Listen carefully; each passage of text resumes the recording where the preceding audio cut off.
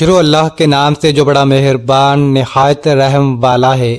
بسم اللہ الرحمن الرحیم۔ قرآن کی وہ صورت جس کی تلاوت اللہ تعالیٰ خود کرتے ہیں۔ یہ صورت غریبوں کو امیر، بیماروں کو صحت اور حاجت مندوں کی حاجت کو پورا کرتی ہے۔ محترم ناظرین، قرآن پاک کی سب سے پرسکون اور آنکھیں روشن کرنے والی صورت جو بندہ روزانہ اس صورت کو پڑھتا ہے، فرشتے اسے گھیر لیتے ہیں۔ یہ صورت غریبوں کو امیر، بیماروں کو صحت مند اور حاجت مندوں کی حاجت کو پورا کرتی ہے۔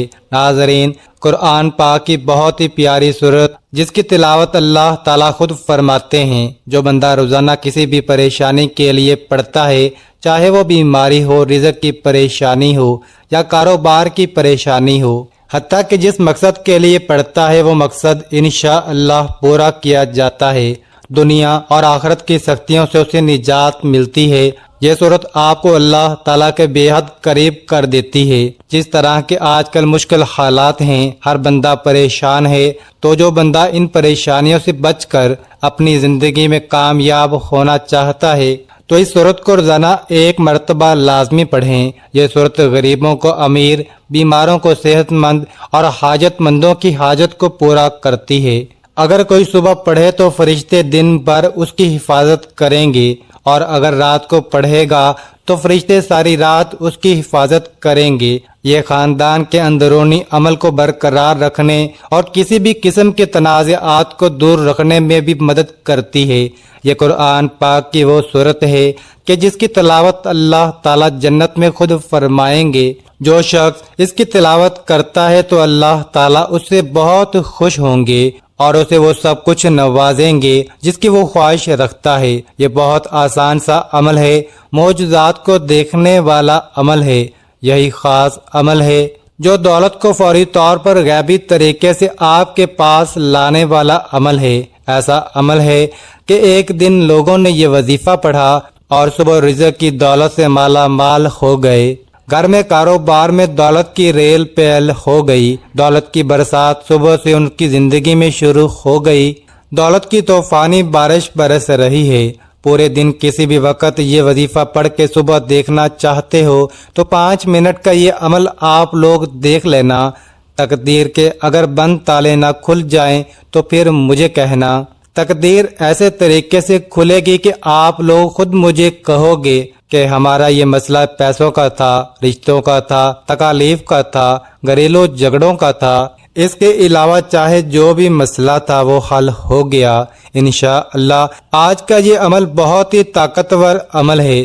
بے شک خود آزما کر دیکھ لو۔ آپ خود یہ عمل ایک مرتبہ کر کے دیکھ لو۔ اپنی آنکھوں سے دیکھنا ڈیر و رزق دولت کو آتے ہوئے۔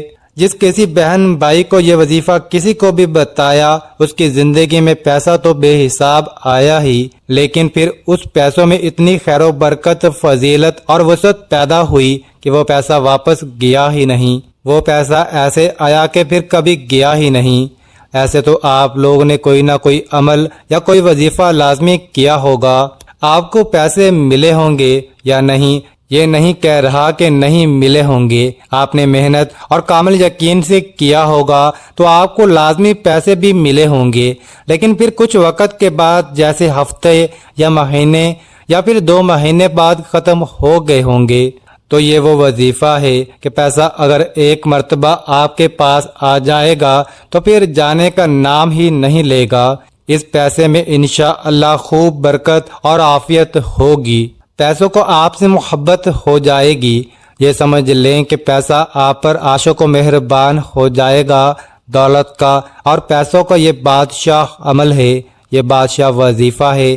اپنی زندگی میں جو بھائی بہن کہتے ہیں کہ ہمیں ڈھیروں پیسہ چاہیے، غیبی مال و دولت چاہیے، فوری ڈھیروں رزق چاہیے، وہ کہتے ہیں کہ اگر تو ہم صبح کو یہ وظیفہ پڑھیں تو پھر شام کو رزق مل جائے، رات کو پڑھیں تو صبح سے پہلے ہی مل جائے۔ تو یہ وظیفہ آج ان تمام بہن بھائیوں کے لیے ہے جو ہمیشہ ایک شکایت کرتے ہیں کہ ہماری مالی پریشانی ختم نہیں ہو رہی، مالی مشکلات ختم ہونے کا نام ہی نہیں لے رہی۔ شوہر ہے وہ دہاڑی لگاتا ہے، دہاڑی بھی کبھی لگتی ہے تو کبھی نہیں لگتی۔ اگر جس دن لگ جائے تو 4 پیسے لے آتا ہے، وہ اتنے ہوتے ہیں کہ ایک وقت کا کھانا ہے تو دوسرے وقت بھوکے سو جاتے ہیں، تنگ دستی ہے، فاقے ہیں، غربت ہے، لاچاری ہے۔ جو ویڈیو دیکھتے ہیں اتنی پریشانیوں میں آپ سب لوگ میرے ساتھ سچے دل سے آمین ضرور کہیے گا۔ آپ لوگوں کے لیے دعا مانگ رہا ہوں، آپ لوگوں کی تنگ دستیوں اور مشکلات کے لیے، کیونکہ یہ آمین کئی لوگ ایک ساتھ جب آمین کہتے ہیں نا میرے بھائیوں، تو کسی ایک کے سچے دل سے نکلی ہوئی آمین میں بھی آپ کا کام ہو جاتا ہے۔ تو سب مل کر آمین ضرور کہیے گا۔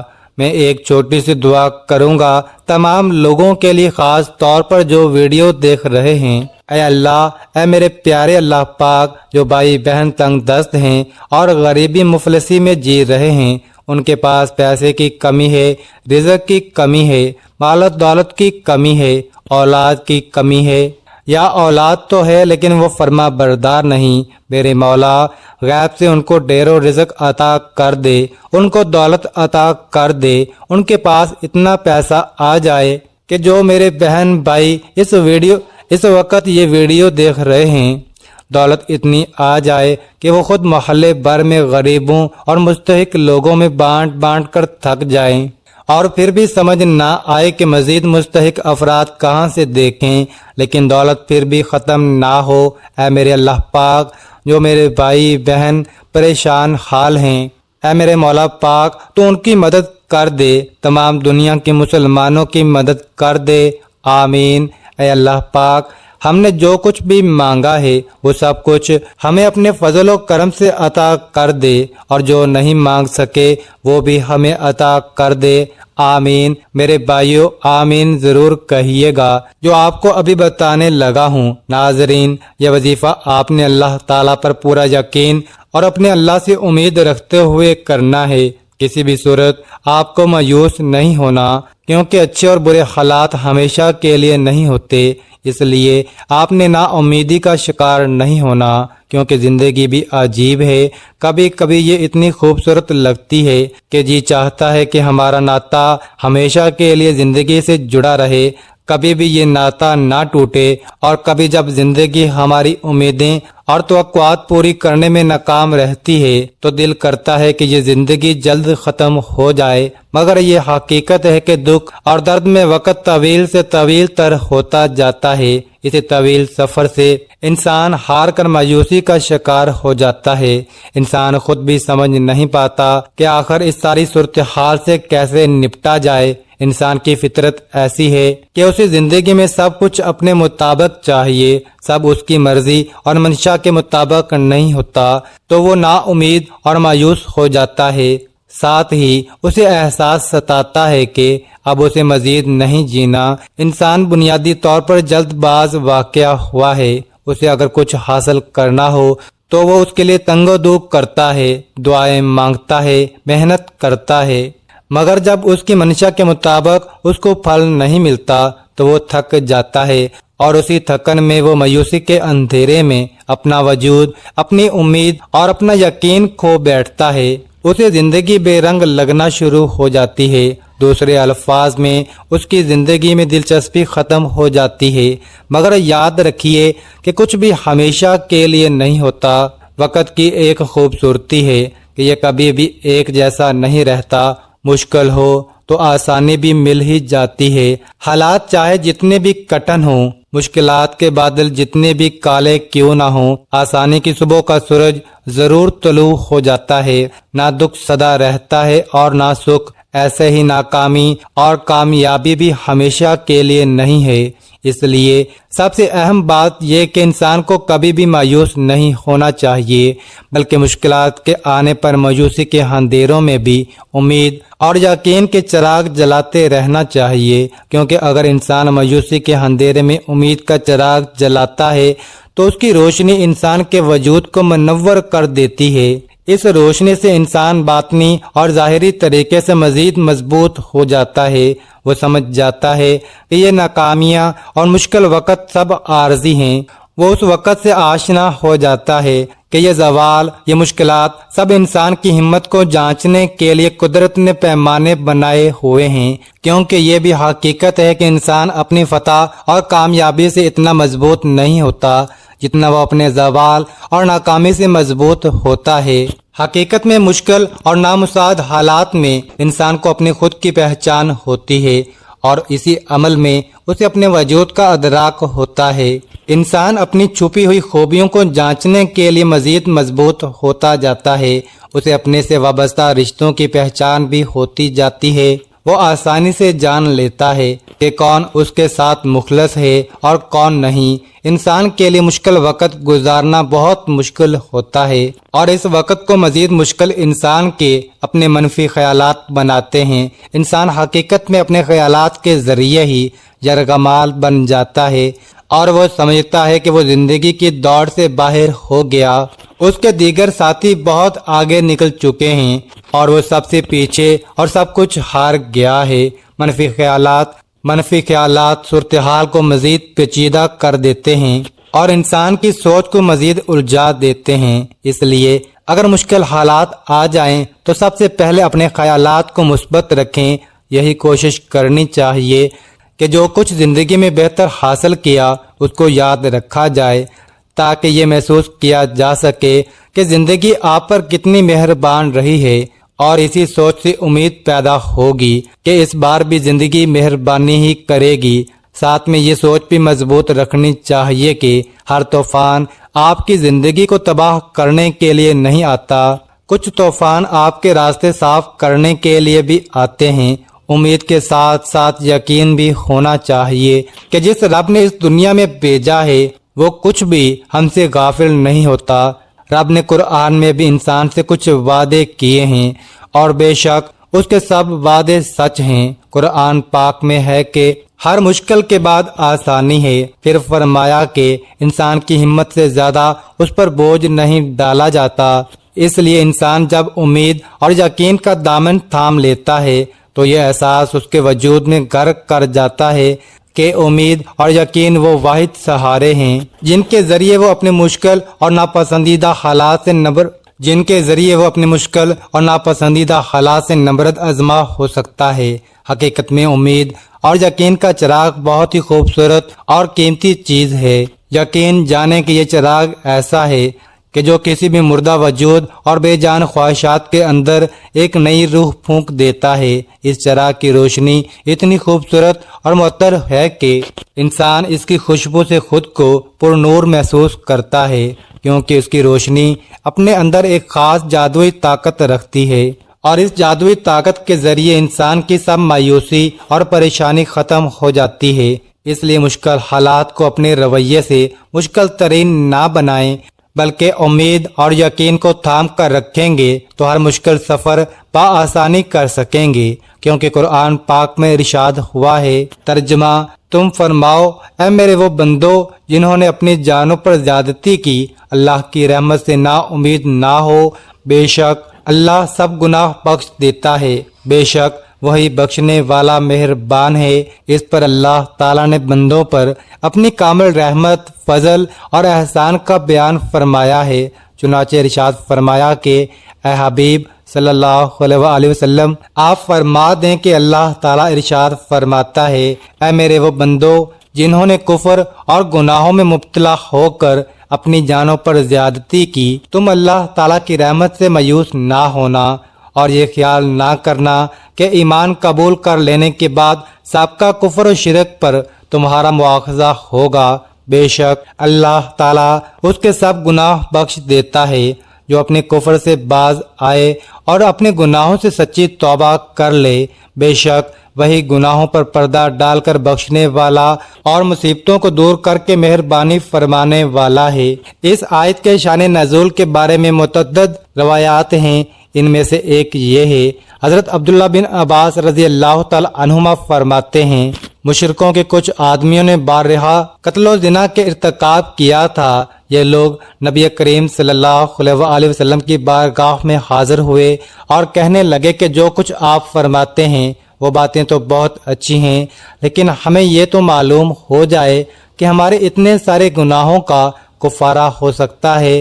اس پر یہ آیت نازل ہوئی، اور وہ جو اللہ کے ساتھ کسی دوسرے معبود کی عبادت نہیں کرتے اور اس جان کو ناحق قتل نہیں کرتے جسے اللہ نے حرام فرمایا ہے، اور بدکاری نہیں کرتے۔ اور یہ آیت نازل ہوئی، تم فرماؤ اے میرے وہ بندو جنہوں نے اپنی جانوں پر زیادتی کی، اللہ کی رحمت سے مایوس نہ ہونا۔ اس لیے ہمیں اللہ کی رحمت اور مغفرت سے مایوس نہیں ہونا چاہیے۔ اس آیت سے معلوم ہوا کہ بندوں سے اگرچہ بڑے بڑے اور بے شمار گناہ صادر ہوئے ہوں، لیکن اسے اللہ تعالیٰ کی رحمت اور مغفرت سے مایوس نہیں ہونا چاہیے، کیونکہ اللہ کی رحمت بے انتہا وسیع اور اس کی بارگاہ میں توبہ کی قبولیت کا دروازہ تب تک کھلا ہے جب تک بندہ اپنی موت کے وقت گر گرا کی حالت کو نہیں پہنچ جاتا۔ اس وقت سے پہلے بندہ جب بھی اللہ تعالیٰ کی بارگاہ میں اپنے گناہوں سے سچی توبہ کر لے گا تو اللہ تعالیٰ اپنے فضل و رحمت سے اس کی توبہ قبول کرتے ہوئے اس کے سب گناہ معاف فرما دے گا۔ اللہ تعالیٰ کی رحمت اور مغفرت کی تو کیا بات ہے۔ چنانچہ حضرت انس بن مالک رضی اللہ تعالیٰ عنہ سے روایت ہے، نبی اکرم صلی اللہ علیہ وسلم نے فرمایا، اللہ تعالیٰ ارشاد فرماتا ہے، اے انسان، جب تک تو مجھ سے دعا کرتا اور امید رکھتا رہے گا میں تیرے گناہ بخشتا رہوں گا، چاہے تجھ میں کتنے ہی گناہ ہوں، مجھے کوئی پرواہ نہیں۔ اے انسان، اگر تیرے گناہ آسمان تک پہنچ جائیں پھر تو بخشش مانگے تو میں بخش دوں گا، مجھے کوئی پرواہ نہیں۔ اے انسان، اگر تو زمین بھر گناہ بھی میرے پاس لے آئے لیکن تو نے شرک نہ کیا ہو تو میں تمہیں اس کے برابر بخش دوں گا۔ اس آیت کا مفہوم مزید وضاحت سے سمجھنے کے لیے امام غزالی رحمۃ اللہ علیہ کا یہ کلام ملاحظہ فرمائیں، سر تا پا گناہوں میں ڈوبا ہوا ہو، جب اس کے دل میں توبہ کا خیال پیدا ہو تو شیطان اس سے کہتا ہے کہ تمہاری توبہ کیسے قبول ہو سکتی ہے، وہ یہ کہہ کر اسے اللہ تعالیٰ کی رحمت سے مایوس کر دیتا ہے۔ تو اس صورت میں ضروری ہے کہ مایوسی کو دور کر کے امید رکھیں اور اس بات کو یاد کر کے اللہ تعالیٰ تمام گناہوں کو بخشنے والا ہے، اور بے شک اللہ تعالیٰ کریم ہے جو بندوں کی توبہ قبول کرتا ہے۔ نیز توبہ ایسی عبادت ہے جو گناہوں کو مٹا دیتی ہے۔ انشاءاللہ وہ آپ کے حالات ضرور بدلے گا اور آپ کی تمام مصیبتیں اور پریشانیاں دور کر دے گا، کیونکہ اللہ تعالیٰ کی رحمت بے مثال ہے۔ حضرت عبداللہ بن عباس رضی اللہ تعالیٰ عنہ سے روایت ہے کہ رسول اللہ صلی اللہ علیہ وسلم نے فرمایا، اللہ تعالیٰ نے اپنے فرشتوں کو نیکیاں اور برائیاں لکھنے کا حکم دیا، اس طرح کہ جو شخص نیکی کا ارادہ کرے اور اس پر عمل نہ کر سکے تو اللہ تعالیٰ اسے ایک پوری نیکی شمار کر لیتا ہے، اور جو شخص نیکی کا ارادہ کر کے اس پر عمل کرے اس کے حساب میں ایک نیکی کے بدلے 10 نیکیاں بلکہ 700 نیکیاں اور اس سے بھی زیادہ لکھی جاتی ہیں۔ اور جو شخص برائی کا ارادہ کرے اور برائی کو عمل میں نہ لا سکے اللہ کے خوف سے یا کسی اور وجہ سے تو خداوند تعالیٰ اپنے ہاں اس کے حساب میں ایک پوری نیکی لکھ دیتا ہے، اور جو شخص برائی کا ارادہ کر کے اسے عمل میں بھی لے آئے تو صرف ایک برائی اس کے نام اعمال میں لکھی جاتی ہے۔ اللہ تعالیٰ جس طرح اپنی ذات میں بے مثل اور بے مثال ہے، اسی طرح اس کی ہر صفت ازلی و ابدی اور لامحدود ہے، تاہم اس کی صفت رحمت سب سے بڑھ کر ہے۔ قرآن مجید میں ارشاد ہے، میری رحمت وسیع ہے، ہر شے پر حاملین عرش مومنین کے حق میں اللہ کے حضور بخشش کی دعا کرتے وقت کہتے ہیں، اے پروردگار، تیری رحمت ہر چیز پر پھیلی ہوئی ہے، بس تو بخش دے ان لوگوں کو جو توبہ کریں۔ اللہ تعالیٰ اپنے بندوں پر مہربان ہے اور اپنے بندوں کی خطائیں معاف کرنا چاہتا ہے اور نیک کاموں پر زیادہ سے زیادہ ثواب دیتا ہے۔ ارشاد باری تعالیٰ ہے، جو کوئی ایک نیکی لاتا ہے اس کے لیے 10 گناہ اجر ہے، اور جو کوئی ایک برائی لاتا ہے تو اسے بس اس کی جزا ملے گی اور لوگوں پر ظلم نہیں کیا جائے گا۔ اللہ تعالیٰ اپنے بندوں پر بے حد مہربان ہے، بس اس کی رحمت کا دروازہ کھٹکھٹانے کی ضرورت ہے۔ ایک حدیث میں ہے کہ اللہ تعالیٰ کے پاس 100 رحمتیں ہیں، ان میں سے ایک رحمت اس نے جن، انسان، چوپایوں اور زہریلے جانوروں میں بھیجی ہے۔ اس رحمت کے سبب سے وہ آپس میں پیار، محبت اور مہربانی کرتے ہیں، جبکہ 99 رحمتوں کو اللہ تعالیٰ نے قیامت کے لیے اٹھا رکھا ہے کہ وہ ان سے اس دن اپنے بندوں پر رحم کرے گا۔ ایک روایت میں ہے کہ ایک شخص جس نے کبھی کوئی نیک کام نہیں کیا تھا، موت کے وقت اپنے گھر والوں سے کہا کہ جب میں مر جاؤں تو مجھے جلا دینا، پھر آدھی راکھ جنگل میں اڑا دینا اور آدھی دریا میں بہا دینا۔ خدا کی قسم، اگر اللہ نے مجھ پر قابو پا لیا تو وہ مجھے ایسا عذاب دے گا جیسا دنیا میں پہلے کسی کو نہ دیا ہوگا۔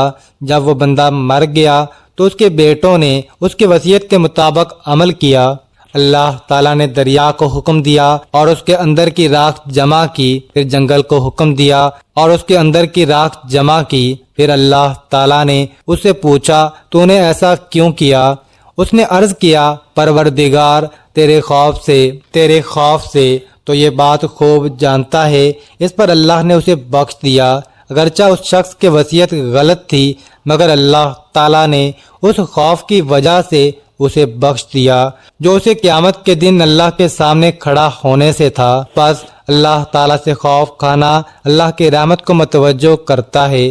تو ناظرین، آپ نے بھی اپنے رب پر توکل کرتے ہوئے یہ عمل کرنا ہے۔ آج ایک ایسا عمل کرنا ہے، ایسا وظیفہ کرنا ہے جس سے گھر کے اندر رزق کی فراوانی ہو، اتنا رزق ملے گا، نصیب بدل جائے گا، اور یہ آزمودہ وظیفہ آج بتا رہا ہوں۔ ناظرین، اگر اللہ کے نام پر صدقہ کر دیا جائے اچھی اور پیاری چیز کا، تو کیا یہ ممکن ہے کہ پھر اللہ کی مدد نہ آئے؟ ممکن ہی نہیں۔